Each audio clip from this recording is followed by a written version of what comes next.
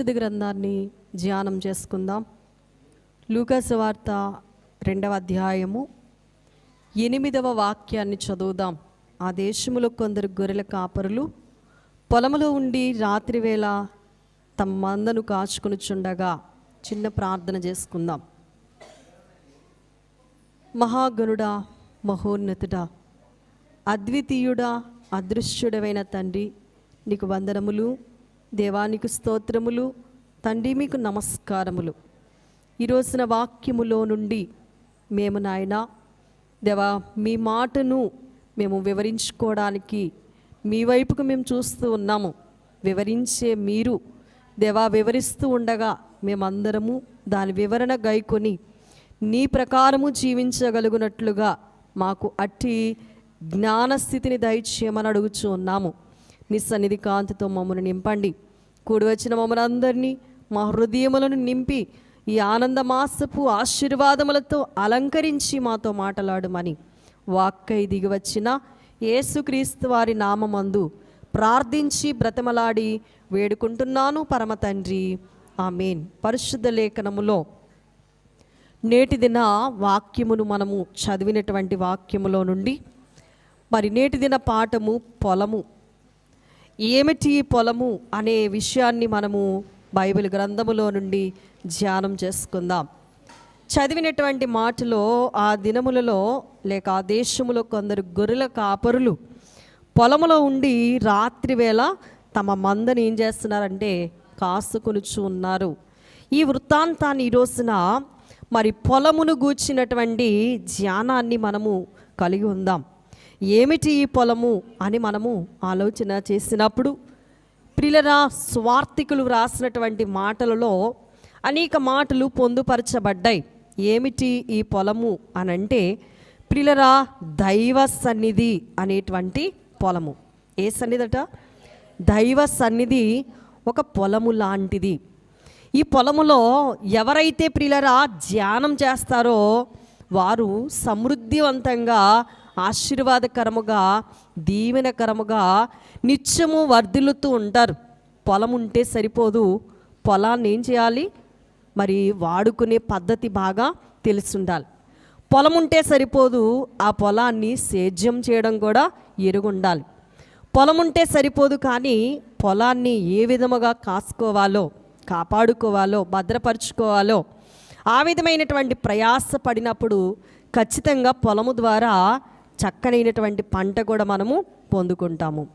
సన్నిధి అంటే సరిపోదు, కానీ సన్నిధి చేస్తేనే దాని యొక్క సారాన్ని ఎరగగలము. మనము ఆలోచన చేసినప్పుడు ప్రియులరా, మరి ప్రయాస పడకుండా ఏది కూడా మన సొంతము కాదు.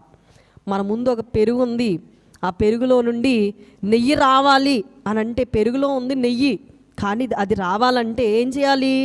పెరుగులో ఆటోమేటిక్గా నెయ్యి వచ్చేస్తుంది అంటే నా దగ్గరకు వచ్చేస్తుంది అంటే రాదు. దాని కొరకు కొంత ప్రయాస పడితే పెరుగులో ఉన్నటువంటి నెయ్యి కాస్త బయటకు వస్తుంది. దైవ సన్నిధి దేవదసయ్య గారు మనకి అలవరిచిన వారై ఉన్నారు. మనమందరము కూడా దైవ సన్నిధి అనే పొలము కలిగిన వారమే. కానీ పొలములో నేను రైతును కదా అనుకుని మరి అనగా గర్వముగాను, గర్విష్ఠతనంగాను ఉండి ఒకవేళ ఉంటే ఆ పొలం యొక్క పంట మన చేతికి వచ్చేటప్పుడు నీరసం వస్తుంది. పొలాన్ని మనం ఏం చేయాలంటే సేద్యం చేయాలి. ప్రధాన కాపరి అయినటువంటి యేసు ప్రభుల వారే యోహాను సువార్త 15వ అధ్యాయములో వ్రాసుకొచ్చినటువంటి మాట ప్రారంభ వచనములో, నేను నిజమైన ద్రాక్షవల్లిని, నా తండ్రి వ్యవసాయకుడు. తండ్రి గారు ఏమై ఉన్నారట? వ్యవసాయకుడు. దేవుడు వ్యవసాయకుడు. వ్యవసాయము చేసేటువంటి లక్షణము వ్యవసాయం చేసేవారికి బావుగా ఎరుగును. అయితే ప్రియులారా, వ్యవసాయం చేసేవారు కొంచెం మందగిళ్ళు ఉన్నారనుకోండి, అది బాగా చేతికి వచ్చేటప్పుడు కష్టంగా ఉంటుంది. నష్టం చేతికి వచ్చేటప్పుడు చాలా కన్నీరు ఉలకబోయవలసి వస్తుంది. అయితే ఈ పొలం ఏమిటి అంటే దైవ సన్నిధిలో ఉండి కాసుకునే పద్ధతి కూడా చాలా ఎరిగిన వారమై ఉండాలి. దైవ సన్నిధిలో ఉంటే సరిపోదు, కానీ మందను ఎలా కాసుకోవాలో కూడా బాగా ఎరిగిన వారమై ఉండాలి. ఇక్కడ ప్రియులరా, మంద కాపరులు అయినటువంటి వారు, దేశములో కొందరు గొర్రెల కాపరులు ఉన్నారు. వారు రాత్రి వేళప్పుడు ఏం చేస్తున్నారంట? మందను కాసుకుంటూ ఉన్నారట. ఇక్కడ ప్రియులరా, ఒక పొలముగా మనము చెప్పుకుంటూ ఉన్నాము. మార్కు సువార్త 13వ అధ్యాయము, మార్కు సువార్త 13వ అధ్యాయం 16వ లేఖనములో, పొలములో ఉండువాడు తన వస్త్రము తీసుకుని పోవుటకు ఇంటిలోనికి తిరిగి రాకూడదు. పొలములో ఉన్నావు కదా, వస్త్రమునైనా తీసుకుని పోవడానికి ఎక్కడికి రాకూడదట? ఇంటిలోనికి రాకూడదు. కారణం ఏమిటి అని మనము ఆలోచన చేసినప్పుడు, ధ్యానము చేస్తూ ఉన్న వారలారా, దైవ సన్నిధిలో ఉంటున్న వారలారా, దైవ సన్నిధి అభ్యాసము కలిగిన వారలారా, దైవ సన్నిధిని చేస్తూ ఉన్నప్పుడు ఎక్కడికి కూడా మనము వెళ్ళవలసిన అవసరము, అగత్యము లేదు.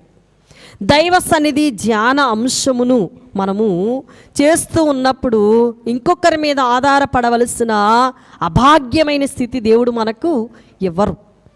పొలము ఉంది కాబట్టి ఆ పొలాన్ని చక్కగా సేద్యం చేయడం వస్తే గనుక పొలములో ఉన్నటువంటి పంట మనము చక్కగా అనుభవించగలము. నాకు పొలం ఉంది, నాకు పొలం ఉంది అని అనుకుంటే గనుక దాని యొక్క విలువ నీకు తెలియదు, ఎప్పటికీ కూడా తెలియదు. చాలామంది అంటారు, అతనికి ఏంటండి పెద్ద భూస్వామి అనొచ్చు. కానీ పొలం యొక్క లక్షణం మనము ఎరగకపోతే, ఆ పొలం ఎప్పుడు పనిచేస్తుంది, ఆ పొలానికి ఎప్పుడు మనము మరి ప్రయాసపడి ఏది చేయాలో దాన్ని మనం అలవర్చుకోకపోతే, నువ్వెంత గొప్ప భూస్వామివైనా పొలం వల్ల నీకు ప్రయోజనము ఉండదు. ఇంకొకడు వచ్చి అపహరించుకుపోతాడే కానీ తప్ప నీ పొలం ఎప్పుడు కూడా అలానే ఉంటుంది, కానీ దానివల్ల ప్రయోజనము నీకు ఉండదు. దైవ సన్నిధి కూడా అంతే. ఫాదర్ ఎం దాదాశ్రీ గారు చెప్పారు, సన్నిధి సన్నిధి అన్నారు అని అనుకుంటూ ఏర్పాటు బైబిల్ మిషనం వారం మేము అని అనుకుంటే సరిపోదు. కానీ మనలో ఏముండాలట? సన్నిధి యొక్క సారం మనం బాగుగా చిలకరిస్తూ ఉండాలి. సన్నిధిలో ఉంది సారం. మరి దైవ దీవెనలు సువాసన కలిగినటువంటి పొలమే దైవ సన్నిధి అనేటువంటి పొలం. దైవ దీవెనలు మెండుగా అనుగ్రహింపబడేటువంటి పొలమే దైవ సన్నిధి అనేటువంటి పొలము. అప్పుడే మన మరి ఆశీర్వాదము సువాసనకరముగా ఉంటూ ఉంది. చాలామంది ఈ దినాల్లో ఏమైపోతున్నారంటే, సువాసన అనేది బయటికి రాకుండా చల్లారిపోతూ ఉన్నారు. సువాసనను వెదజల్లాలే కానీ సువాసనను ఏం చేయకూడదు ప్రియులరా, పాడు చేయకూడదు. సువాసనను ఏం చేయాలండి? వెదజల్లాలి. సువాసన వెదజల్లే స్థలమే దైవ సన్నిధి. దేవుని మీద ఆధారపడేవారు తక్కువైపోయారు ఈ దినాల్లో. మనుషుల యొక్క ప్రమేయమును కోరుకునే వారే అధికమైపోయారు. కానీ ఇక్కడున్నటువంటి గొర్రెల కాపర్లు అలాంటి వారు కాదట. రాత్రి వేళ తమ మందని ఏం చేస్తున్నారు? వారు కాసుకుంటూ ఉన్నారు. ఆ దేశంలో కొందరు గొర్రెల కాపరులు ఏం చేస్తున్నారండి? పొలములో ఉండి మరి తమ మందని ఏం చేస్తున్నారంట? కాసుకుంటూ ఉన్నారట. మరి ప్రియులరా, రాత్రి సమయం కదా, మరి చీకటి సమయం కదా, లేక భయం వేసే సమయం కదా అని అనుకోవట్లేదు. కానీ వారిలో ఉన్నటువంటి ఆ దైవ జ్ఞానమును వారు కలిగి ఉన్నవారై ఉన్నారు. దైవ సన్నిధిని వారు అభ్యాసము చేయించు ఉన్నారు. వారు మందని ఏం చేస్తున్నారంటే కాసుకొనుచు ఉన్నారు. ఇప్పుడు మనం చదివిన మాటల్లో మార్కు గారు ఏమని వ్రాస్తారు అంటే, చూడండి ప్రియులరా, మరి పొలములో ఉండువాడు, దైవ సన్నిధిలో ఉన్నవాడు తన వస్త్రం తీసుకుని పోవడానికి ఇంటిలోనికి తిరిగి రాకూడదట. నీకు వస్త్రం గుర్తొచ్చినా కానీ, నీకు ఇల్లు ఇల్లాలు గుర్తొచ్చినా కానీ, దైవ సన్నిధి చేస్తూ ఉన్నప్పుడు ఆళ్ళు ఇల్లు పలకరించినా కానీ ఎవ్వరి మాట మనకి అవసరం ఉండకూడదు. ఇది ఎవరైతే కలుగుంటారో వారు నిజముగా సువాసన కలిగినటువంటి ఫలవంతంగా ఉంటూ ఉంటారు. సువాసన మనం ఎప్పుడు వెదజల్లుతాము అని అంటే, దైవ సన్నిధి బాగా అలవర్చుకున్నప్పుడు, దేవుని మీద మనం బాగుగా ఆధారపడినప్పుడు. అప్పుడు ప్రియులరా, వస్త్రం జోలు మనకెందుకు? ప్రభు అంటున్నారు, మనం చదివినటువంటి భాగాల్లో ప్రియులరా ప్రభువు మాట్లాడినటువంటి మాటలు ఈ రోజున మనము మరి ధ్యానం చేసినప్పుడు వైద్యుడైనటువంటి లూకా గారు 12వ అధ్యాయములో వ్రాస్తూ 27వ వచనములో పువ్వులు ఎలాగూ ఎదుగుచున్నావో ఆలోచించుడి. పువ్వులు ఎలా ఎదుగుతున్నాయి అంటారు? మనం ఎప్పుడైనా ఆలోచించామా? మనం ఏమనుకుంటామంటే నేను ఆ విత్తనాన్ని వేశాను, లేకపోతే ఆ యొక్క మొక్క నేనే నాటాను కాబట్టి పువ్వు వచ్చింది అనుకుంటున్న వారలారా, ప్రభు అంటున్నారు పువ్వులు ఎలాగూ ఎదుగుచున్నావో ఆలోచించండి. అవి కష్టపడవు. ఏవి కష్టపడవు? పువ్వు ఏమైనా కష్టపడుతుందా? లేదు. అవి వడుకవు. అయినా కూడా తన సమస్త వైభవముతో కూడిన సొలొమోను సహితం వీటిలో ఒకదాని వలెనైనా అలంకరింపబడలేదని మీతో చెప్పుచున్నాను. ప్రభు అంటున్నారు, నేడు పొలములో ఉండి రేపు పొయ్యిలో వేయబడు అడవి గడ్డిని దేవుడిలాగా అలంకరించిన ఎడల, ఇప్పుడేమో పొలంలో ఉంటుంది, రేపేమో పొయ్యిలోకి వెళ్ళిపోతుంది. దాన్నే దేవుడు ఎంత చక్కగా అలంకరించాడో చూడండి. అమ్మ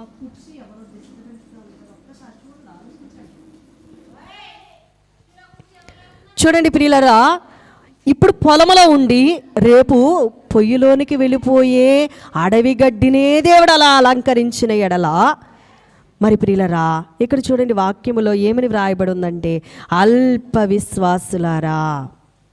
ఏమంటున్నారండి దేవుడు? అల్ప విశ్వాసులారా, మీకు మరీని ఎంతో నిశ్చయముగా వస్త్రములనిచ్చును కదా. ఎవరిస్తారండి వస్త్రాలు? ఏమ్మా ఎవరిస్తారు? మార్కు గారు ఏమని రాశారండి? పొలములో ఉండేవాడు వస్త్రం తీసుకుని వెళ్ళడానికి ఇంటికి రాకూడదు, వెళ్ళకూడదు. దేవుడు ఏమంటున్నాడండి? అల్ప విశ్వాసులారా, మీకు మరీ ఎంతో నిశ్చయముగా వస్త్రములనిచ్చును. ఎవరిస్తారండి వస్త్రాలు మనకి? ఇప్పుడు క్రిస్మస్ మాసం, రేపు క్రిస్మస్ హడావిడి మనకి.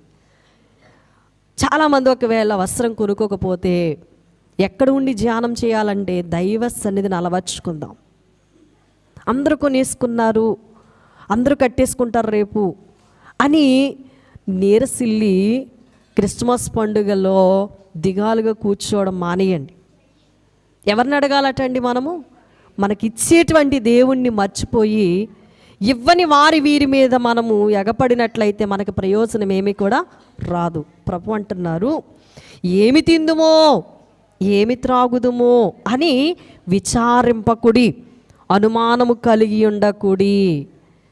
ఎందుకు ఉండకూడదటండి? పొలం ఉన్నవాడికి సమృద్ధి ఉంటుందా ఉండదా? ఏమో పొలం ఉన్నవాడికి ఆడికేంటండి పొలమును కలిగిన వాడు అని అనుకుంటే సరిపోదు. ఇప్పుడు పొలం ఉంది మనకి. దైవజనులు ఫాదర్ ఎం దాదస్సాయి గారికి మనం నేర్పించినట్లుగా దైవ ధ్యానం అంటే ఏమిటో మనము ఎరుగుదాం. కాబట్టి దానిలోనికి వెళ్ళి ఇప్పుడు ఏం చేయాలంటే ప్రయాసపడాలి. ఏం చేయాలమ్మా? దేవుణ్ణి అడగాలి. ఎవరిని అడగాలి? మనుషుల్ని అడిగితే వస్తుందా? రాదు. ఎవరిని అడగాలి ఇప్పుడు మనము?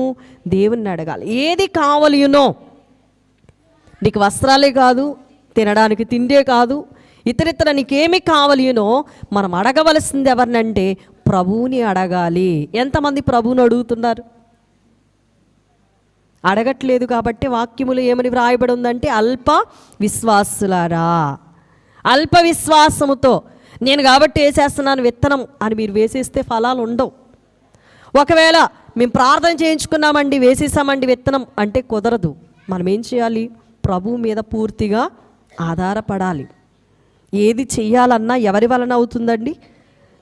దేవుని వలన మాత్రమే అవుతుంది. ఈ పొలం ఎలాంటి పొలం అంటే కాపుదల గల పొలం. ఏ పొలం అండి? దైవ సన్నిధి అనే పొలానికి చుట్టూ ఏముంది చెప్పండి? కాపుదల ఉంది. మనం మామూలుగా చేసుకునే పొలములో కాపుదల లేదేమో కానీ ప్రియులరా, దేవుని యొక్క దైవ సన్నిధి పొలానికి ఏముందంటే చుట్టూ కాపుదల ఉంది. యోబు భక్తుడు చుట్టూ ఏముందండి? దేవుని కాపుదల ఉంది. యోబు చుట్టూ దేవుడు తన కంచెను వేశాడు. యోబుకున్నదంతా నాశనం అయిపోయింది, కానీ యోబు చుట్టూ మాత్రం ఏమేముందండి? దేవుని యొక్క కాపుదల ఉంది. దైవ ప్రభావం గల పొలమే దైవ సన్నిధి అనే పొలం. దైవ ప్రభావం గల పొలం అండి ఇది. దైవ ప్రభావం, దేవుని యొక్క ప్రభావం ఎక్కడ ఉందంటే దైవ సన్నిధిలోనే ఉంది. ప్రభావం మనం కలిగి ఉండాలంటే ఎక్కడ కూర్చోవాలంటే దేవుని దగ్గర కూర్చోవాలి. ఒకనాడు కూర్చుంటే సరిపోతుందా? విత్తనం వేసుకుంటున్న వారులారా, ఒకరోజు ఏదో ఆదివారం పూట దేవుడి దగ్గరికి వెళ్ళేసి దేవా దేవా దేవా నేను విత్తనం వేశాను ఫలించు అని అంటే సరిపోతుంది అనుకుంటున్నారు మీరు? ఏం చేయాలి చెప్పండి?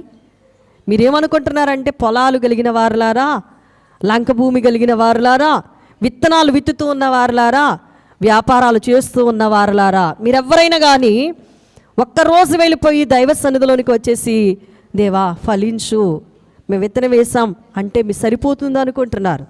కాదు ప్రియులరా, చూడండి, విత్తనం వేసిన నాటు నుండి పంట చేతికొచ్చే వరకు రైతు ఎవరైనా కానీ ఏం చేయాలి చెప్పండి? కష్టపడాలి. అవునా కదమ్మా? కష్టం చేసేవాడికి తెలుస్తుంది, పైకి చూసేవాడికి ఏమీ తెలియదు. కానీ ఏం చేయాలి చెప్పండి? ప్రయాసపడాలి. అది విద్య అయినా, ఉద్యోగమైనా, వ్యాపారమైనా, మరి వ్యవసాయమైన, ఇతరితర ఏదైనా కానీ ఎలా అయితే ప్రయాసపడితే ప్రతిఫలం వస్తుందో దైవ సన్నిధిలో కూర్చుని కూడా మనం ఏం చేయాలంటే దైవ ప్రభావం కొరకు మరి ఎదురు చూడాలట.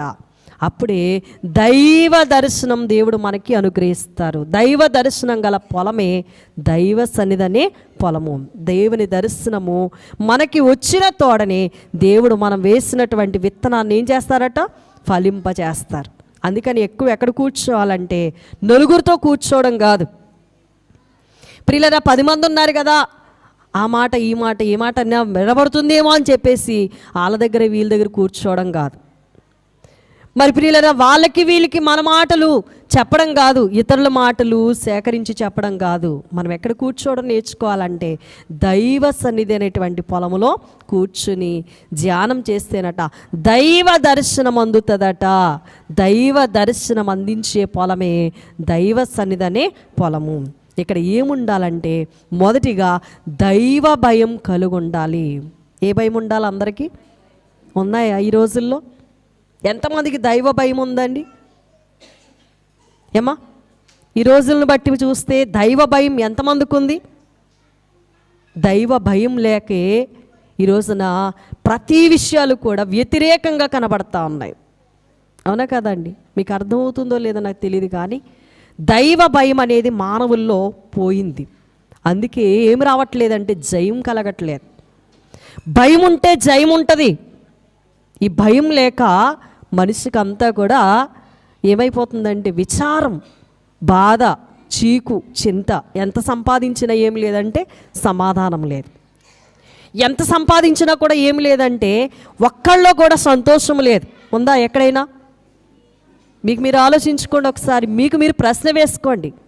దైవ సన్నిధిలో కూర్చున్నాం అనుకుంటున్నారు, కానీ మనసులు ఎవరి మనసులు కూడా స్థిరంగా లేవు, సంతోషంగా లేవు, సమాధానంగా లేవు. ఉన్నాయంటారా? మీ మనసాక్షిని ఒక్కసారి ప్రశ్నించుకోండి. ఇక్కడ కూర్చున్న వాళ్ళు ఎవరైనా కానీ మీలో ఎవ్వడికి కూడా ఏం లేదంటే సమాధానం లేదు, శాంతి లేదు. ఎందుకు లేదు అంటారేమో బహుశా దైవ ధ్యానం విడిచిపెట్టేశారు, దైవ భయాన్ని విడిచిపెట్టేశారు. ప్రియులరా, ఇంకా ఎక్కడి నుంచి వస్తుంది జయం? జయం రావాలి అనుకుంటే సరిపోదు, ప్రయాసపడితేనే జయం మన చేతికి వస్తుంది. ప్రయాస లేకుండా జయం కావాలి, జయం కావాలి, జయం కావాలి అంటే రాదది.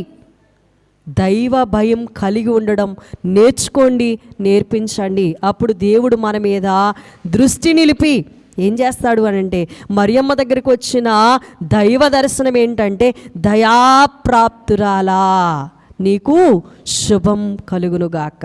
ఎవరు చెప్పాలి ఈ మాట? దేవుని దయ ఎవరైతే కలిగి ఉంటారో వారి మీదకి దైవ దర్శనం వస్తుంది, వారితో దేవుడు మాట్లాడతాడు. అప్పుడు ప్రియులరా, దేవుని ద్వారా మనకి జయం కలుగుతుంది. అంతేగాని ఎన్నాళ్ళు వచ్చి కూర్చున్నా ప్రియులరా, భయం లేకుండా ఎన్నాళ్ళు వచ్చి కూర్చున్నా ఎప్పటికీ కూడా జయం అనేది రాదు. మనం రేపు క్రిస్మస్ పండుగ చేయబోతా ఉన్నాం. ప్రతి ఏడాది కూడా అదే స్టేజీ, అదే అలంకరణ, అలానే కూర్చుంటాం, పాటలు పాడతాం, తర్వాత ఏవేవో కార్యక్రమాలు జరిగిస్తాం, చక్కగా తినేసి వెళ్ళిపోతూ ఉంటాం. ప్రతి ఏటా జరిగేదే. కానీ మార్పు లేని క్రిస్మస్ పండుగలు ఎన్ని సంవత్సరాలు, ఎన్ని వేళలా, ఎంత ఘనంగా చేసినా దానివల్ల ఎవరికి కూడా ప్రయోజనము ఉండదు. మరి ఏం చేయాలి? ఏమ్మా, క్రిస్మస్ అంటే ఏం చేయాలి? ఏంటి, వండుకోవద్దా, తినొద్దా, చక్కని వస్త్రాలు కట్టుకోవద్దా, హడావిడి చేయొద్దా? ఇవన్నీ చేస్తూ ఉన్నారు. కానీ యేసువారు లేని పండగ ఎన్ని సంవత్సరాలు చేసినా అది వ్యర్థమే. అవునా కదండి? ఈరోజు క్రిస్మస్ పండుగలు లోకమంతటా జరుగుతూ ఉన్నాయి, కానీ హడావిడి కలిగి ఉంటున్నారు. కానీ ఎవరైనా దైవ వాక్యం బోధించేటప్పుడు ఎవరికైనా కూడా, ఎంత తోడికైనా కూడా ముగించేస్తే బాగున్ను. వాక్యం అనేసరికి అందరికీ కూడా ఏమనిపిస్తుంది అంటే, ప్రతి వారం చెప్పుకోరేంటండి దేవుని మాటలు, ప్రతి వారం చెప్పుకుంటూనే ఉంటారు. ఈరోజు కూడా కూర్చోబెట్టి అరగతోమాలా అనుకుంటున్నారు చాలామంది. దేవుని యొక్క వాక్యమే దేవుడు. అవునా కదండి? దేవుడే వాక్యమై సశరీరుడుగా ఆయన మన మధ్య ప్రత్యక్షమై ఆయన మాట్లాడుతూ ఉంటే, పుట్టినరోజు చేస్తున్నాం కానీ అసలు బాలుడు ఎక్కడ ఉన్నాడో ఎవరికి కూడా తెలియకుండా చేస్తున్నారు. జన్మదినం చేసేస్తున్నాం అనుకుంటున్నాం, కానీ యేసు బాబుని లేకుండా చేసిన జన్మదినాలు ఎన్ని సంవత్సరాలు ఎంతగా చేసినా అదంతా కూడా వ్యర్థమే. ఆకర్షణీయంగా ఎన్ని కార్యక్రమాలు చేసినా, జయం లేకుండా ఎన్ని జరిగినా అదంతా కూడా వ్యర్థం. అందుకని భయం లేకుండా చేసే పనుల వల్ల విచారము, చీకు, చింత, చిరాకు, పరాకు అన్నీ కూడా ఏర్పడతాయి. ఈ మార్కు సువార్తలో వైద్యుడైన లూకా గారు ఏమంటున్నారంటే, చూడండి ప్రియులారా, 12వ అధ్యాయములో ఏమి తిందుమో ఏమి త్రాగుదుమో అని వీటి విషయమై ఏం చేయకూడదట? విచారించవలసిన అవసరం లేదు. విచారించకండి, అనుమానం అసలే వద్దు. ఏమొద్దండి? అనుమానం వద్దు, విచారం వద్దు. ఇప్పుడు ప్రియులారా, మనస్సులను సముదాయించుకోండి. దైవ దర్శనం కొరకు ఎదురు చూడండి. ఆనాడు కన్యకలందరిలో కూడా దేవుడు మరియమ్మను ఎలా అయితే ఏర్పాటు చేసుకున్నారో ఆశగల ప్రాణాన్ని దేవుడట తృప్తిపరుస్తారట అండి. పొలంలో వారు ధ్యానిస్తున్నారు కాబట్టి వారి దగ్గరికి దైవ దర్శనం కొరకు వారు ఎదురు చూశారు కాబట్టి దేవదూత గారు వచ్చి వారితో మాట్లాడారు. ఏమని మాట్లాడారండి? దావీదు పట్టణమందు నేడు రక్షకుడు మీ కొరకు పుట్టినాడు, ఈయన ప్రభువైన క్రీస్తు. వారు ధ్యానించకపోతే ఆ దర్శనం అందేదా? వారి పొలంలో దేవుని యొక్క మందను కాయకపోతే వారికి దేవుని దర్శనం అందేదా అంటే అందేది కాదు. కాబట్టి ప్రియులరా, ప్రభు మాట్లాడుతున్నారు. 32వ వచనం చదివితే, చిన్న మంద భయపడకుడి, మీకు రాజ్యం అనుగ్రహించుటకు మీ తండ్రికి ఇష్టమైనది. చిన్న మందగా కూర్చున్న వారు ఎవరినైనా కూడా ఒకానొక దినమందు దేవుడు మనలను జ్ఞాపకం చేసుకుంటాడు. మనం ఎవరమైనా కానీ దేవుడు మనలను ఒకానొక సమయం అప్పుడు దేవుడు మనలను అందరినీ కూడా హెచ్చిస్తారు, దీవిస్తారు. మన పైన తన దృష్టి నిలిపినటువంటి దేవుడు ఎవరిని కూడా సిగ్గుపరచడు. అందు కాబట్టి మనం ఎవరి వైపు చూడాలంటే దైవ సన్నిధి అభ్యాసము చేస్తూ దేవుని వైపుకు మనము చూడాలట. ఈ పొలములో ఏమి లేదంటే చింతలు లేవు. పొలములోనికి వెళ్ళి దైవ ధ్యానం చేస్తూ ఉంటే గనక ఈ పొలంలో ఏం లేవంటే చింతలు లేవు. చూడండి, ఈ పొలంలో ఉన్న పక్షులైనా, ఈ పొలంలో ఉన్నటువంటి విశ్వాసులైనా వస్త్రాల కొరకు కానీ ఆహారం కొరకు కానీ చింతించవలసిన అవసరత ఎవరికి కూడా లేదు. ప్రియులరా, వస్త్రాలనిచ్చే దేవుడున్నాడు, ఆహారం పెట్టే తండ్రి ఉన్నారు. అందుకనే ఈ పొలములో మనం ఏం చేయాలంటే ధ్యానించాలి. దైవ సన్నిధిని మనం ఏం చేయాలట? అలవర్చుకొని దైవ సన్నిధిలో కూర్చొని రేపు జరగవలసే పండగ కొరకు మనము సిద్ధపాటు కావాలి. మత్తయి సువార్త చదువుదాం ప్రియులరా. 13వ అధ్యాయము 8వ లేఖనములో ఈ విధంగా వ్రాయబడి ఉంది. మత్తయి గారు రాసినటువంటి ఈ శుభవర్తమానం ఏమిటి అంటే, చూడండి, కొన్ని మంచి నేలను పడ్డాయట. ఒకటేమో 100 ఒకటేమో 60 ఒకటేమో 30 ఫలించాయటండి. వాక్యము మనలోనికి వెళ్ళకపోతే ఎప్పటికీ కూడా అది ఫలవంతము కాదు. వాక్యం వెళ్ళినతోనే అది ఏం చేస్తుందంటే 100 60 30 వాక్యము పనిచేస్తూ ఉంది. ఆరాధన దినాన్ని చాలామంది నిర్లక్ష్య పెడుతూ ఉన్నారు. మీరు ఒక్క మాట అవగాహన లేక ఉంటున్నారు. మీరు అనుకుంటున్నారు రేపు పండగలో కూర్చుంటే సరిపోతుందిలే, ఈరోజు షాపింగ్ మాల్లో కూర్చుందాం. ఎంతమంది వెళ్ళిపోయారో ఆలోచన చేసుకోండి. ప్రియులరా, మీకు లెక్క పత్రం లేకుండా, క్రమము అనేది తెలియకుండా అక్రమముగా పనిచేస్తున్నారు కాబట్టి మీరు వేసేది ఏది కూడా జయం రావట్లేదు. మీరు ఏమైనా ఆలోచించుకోండి, మీ మీద మీరు ప్రశ్న వేసుకోండి. పాదిరి గారు చెప్పడం వారికి మాత్రమే, వాక్యాన్ని మీకు తెలియనంతసేపు, వాక్యాన్ని చదవనంతసేపు, దైవ సన్నిధిలో కూర్చోనంతసేపు కూడా మీరు ఎప్పటికీ కూడా ఫలించరు. అవునా కదండి? మీ మీద మీ ప్రశ్న వేసుకుంటే ఈ రోజున ఆదివారము అని లెక్క లేకుండగా మరి రేపు పండగ కాబట్టి పనిలో కూర్చున్న వాళ్ళు ఎంతమందో ఆలోచించండి. రేపు పండగ కొరకు పనిలో కూర్చున్నావు, ఈరోజు క్రమం కొరకు మరి దైవ సన్నిధిలోనికి ఎప్పుడు వస్తావు? గడిచిపోయిన కాలం మరలా రిటర్న్ వస్తుందంటారా? ఏమా, గడిచిన సమయం మరలా రావాలి అంటే వస్తుందా? రాదు. ఒక విషయం మనం జ్ఞాపకం చేసుకోవాలి, 52 ఆదివారాలు ఇచ్చాడు దేవుడు సంవత్సరానికి. 52లో ఎన్ని మిస్ అవుతున్నావు? దానివల్ల నీకేంటి ప్రయోజనం ఏమైనా కనబడుతుందా? ఒకవేళ కూర్చుంటూ ఉన్న మనసు ఎక్కడో పారేసుకుని కూర్చున్నా దానివల్ల ఎప్పటికీ కూడా ప్రయోజనం కలగదు. ప్రియులరా, రాపటి కొరకు ఈరోజు కార్యక్రమాన్ని విడిచిపెట్టేసి దేవుణ్ణి కాదనుకుని నువ్వెన్ని చేసినా, ఎన్ని ముగ్గులు వేసుకున్నా దానివల్ల ప్రయోజనం రాదు. మీరు జ్ఞాపకం చేసుకోండి. దేనికి దానికి మీకు ఎలా లెక్క ఉందో ప్రభు దగ్గర కూడా ప్రతిదానికి ఏముందమ్మా? లెక్క ఉంది. లెక్కపత్రం లేకుండా మీరు వెళ్ళిపోతూ ఉన్నారు. అందుకని ఫలవంతమైన పంట చేతికి రావాల్సిన సమయంలో ఏదో వచ్చి నష్టం జరిగిపోతుంది కానీ తప్ప మనం చేసిన క్రియలు కార్యక్రమాలు మనకి అర్థం కావట్లేదు. ప్రార్థనే చేసుకుందామండి, మేమండి ప్రతిదానికి వెళ్తామండి అంటున్నావే కానీ తప్ప నీలో ఉన్న తప్పు నీవు చూసుకోవట్లేదు. గులిగింత పోసుంటుందట లోకంలో సామెత. అది అనుకుంటుందట, నేను చూడు ఎంత అందంగా ఉన్నానో, ఎంత చక్కగా ఉన్నానో, ఎంత ఎర్రగా ఉన్నాను అనుకుంటుందట. దాని కిందున్న నలుపు దానికి కనబడదు. మన క్రియలు మన కార్యక్రమాలు కూడా మనకి అర్థం కాక చలామణి అయిపోతున్నామే కానీ తప్ప మనం చేసిన క్రియలను బట్టే మనకేం జరగట్లేదంటే కార్యక్రమాలు జరగట్లేదు. కడవరి దినాల్లో ప్రేమను అధికం చేసుకోండి, చల్లారిపోకండి ప్రియులరా. ప్రేమలో ఎక్కువ ప్రయాసపడదాం. అన్ని కక్షలను ఆర్పే శక్తి దేనికుందంటే ఒక ప్రేమకు మాత్రమే ఉంది. శత్రుత్వాన్ని పారదోరే శక్తి ప్రేమకు మాత్రమే ఉంది. మీరు కార్యక్రమాలు చేస్తున్నారు కానీ కక్షలతో చేసిన కార్యక్రమాల వల్ల ఏ ప్రయోజనము ఉండదు. శత్రుత్వంతో చేసిన ప్రయోజనాల వల్ల ఏ ప్రయోజనం ఉండదు. లాభదాయకమైనటువంటి కార్యక్రమాల ద్వారా ఎటువంటి ప్రయోజనం ఉండదు. గొప్పల వల్ల చేసే కార్యక్రమాల వల్ల ఎప్పటికీ ప్రయోజనం ఉండదు. ఏ కార్యం చేసినా. ఇప్పుడు వాక్యాన్ని చదువుదాం. పిలిపిలికి రాసినటువంటి పత్రిక భాగంలో నుండి భక్తులు వ్రాసినటువంటి మాటలు మనము ధ్యానం చేసుకున్నప్పుడు ప్రియులరా, పిలిపి పత్రిక మరిందకు మీరు చదివారు వాక్య పట్టణంలో 2వ అధ్యాయములో. అక్కడ ప్రియులరా వ్రాయబడ్డ మాట ఏమిటి అంటే 2వ అధ్యాయం ప్రారంభము నుండి ప్రభు మనల్ని హెచ్చరించిన మాట. కావున క్రీస్తునందు ఏ హెచ్చరిక అయినను, ప్రేమ వలన ఆదరణ అయినను, ఆత్మయందు ఏ సహవాసమైనను, ఏ దయారసమైనను, వాత్సల్యమైనను ఉన్న ఎడల మీరు ఏక మనస్కులగునట్లుగా, ఏక ప్రేమ కలిగి, ఏక భావం గలవారుగా ఉండి. ఏమండి, ఇక్కడ అనేకులం కూర్చున్నాం.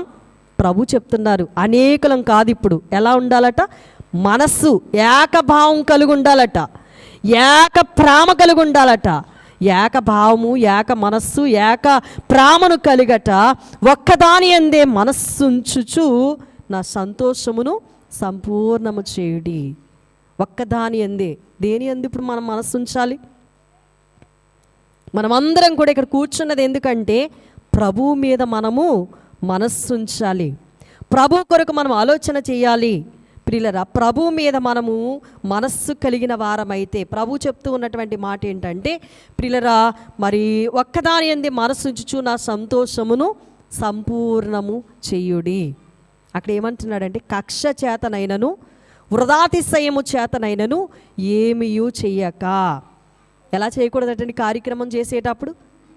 ఇంకొకరి మీద ఉన్న కక్ష, ఆ కక్ష చేత కార్యక్రమం చేయకూడదు. వృధాతిశయం చేత చేయకూడదట. ఎలా చేయాలటండి? వినయమైన మనస్సు గలవారై ఒకరినొకడు తనకంటే యోగ్యుడని ఎంచుకోవాలి. ఒకడికంటే ఒకడు నాకంటే వాడు యోగ్యుడు అని నీవు ఎప్పుడైతే అనుకుంటావో అప్పుడు దేవుడు నిన్ను అత్యధికంగా ఆశీర్వదిస్తారు. అంతేగాని ఆడికంటే నేను తక్కువేంటి అని అనుకున్నంతసేపు నీవు ఎప్పటికీ కూడా ఫలించవు. ప్రియులారా, దేవుడు అందరికీ కూడా సమయాన్ని ఇస్తారు.